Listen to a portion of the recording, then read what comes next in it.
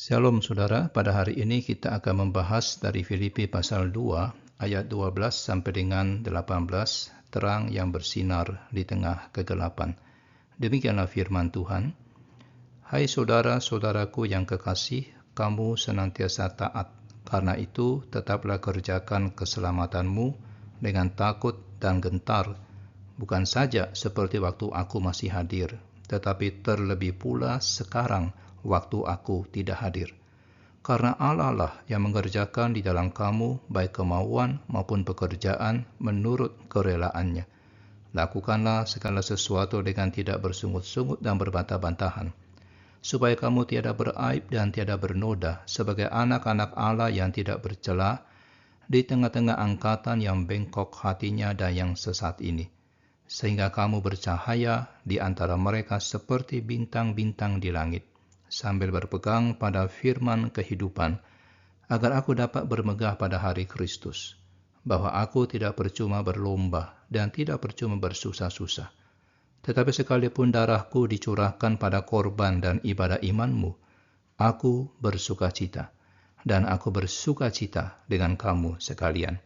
Dan kamu juga harus bersukacita demikian, dan bersukacitalah dengan aku. Saudaraku, Paulus mengajak jemaat Filipi untuk hidup seturut teladan Kristus yang telah merendahkan dirinya hingga mati di kayu salib, namun kemudian ditinggikan oleh Allah. Ketaatan dan kerendahan hati Kristus menjadi dasar bagi kehidupan kita sebagai orang percaya.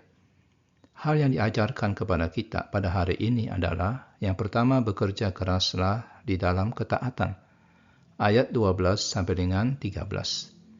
Di sini Paulus mengajak jemaat untuk mengerjakan keselamatan mereka dengan takut dan gentar. Ini bukan berarti keselamatan diperoleh melalui usaha manusia, melainkan bahwa keselamatan yang dianugerahkan Allah harus diwujudkan dalam hidup sehari-hari melalui ketaatan. Allah sendiri yang bekerja di dalam kita, memberikan keinginan dan kemampuan untuk melakukan kehendak-Nya. Ketaatan kita merupakan respon atas anugerah keselamatan yang telah kita terima. Yang kedua, hidup tanpa bersungut-sungut. Ayat 14 sampai dengan 15a. Di tengah dunia yang bengkok dan jahat ini, orang percaya harus hidup tanpa bersungut-sungut dan berbantah-bantahan. Sikap ini mencerminkan bahwa kita adalah anak-anak Allah yang tak bercacat. Kita dipanggil untuk menjadi teladan yang baik, menunjukkan karakter Kristus yang penuh kasih, yang sabar dan rendah hati. Yang ketiga, kita mesti bersinar sebagai terang. Ayat 15b sampai dengan 16a. Orang percaya diibaratkan sebagai terang di tengah kegelapan dunia. Kita harus berpegang pada firman kehidupan dan memancarkan terang Kristus melalui perkataan dan perbuatan kita. Kesaksian hidup kita dapat menjadi jalan bagi orang lain untuk mengenal Kristus dan mengalami keselamatan. Dan yang keempat, sukacita dalam pengorbanan. Ayat 16b sampai dengan 18. Sukacita dan kegembiraan menjadi ciri khas orang percaya, bahkan di tengah penderitaan. Karena kita tahu bahwa pengorbanan kita tidak sia-sia di dalam Tuhan. Dan sebagai refleksi daripada renungan ini adalah refleksikan hidup saudara. Apakah saudara telah hidup dalam ketaatan kepada Allah dan menunjukkan karakter Kristus di tengah dunia ini? Berusahalah untuk hidup tanpa bersungut-sungut. Bersyukurlah dalam segala hal dan belajarlah untuk melihat kebaikan Allah di balik setiap situasi.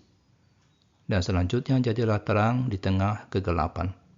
Beritakanlah Injil dan pancarkan kasih Kristus kepada orang-orang di sekitar saudara. Dan yang terakhir, jangan takut untuk berkorban.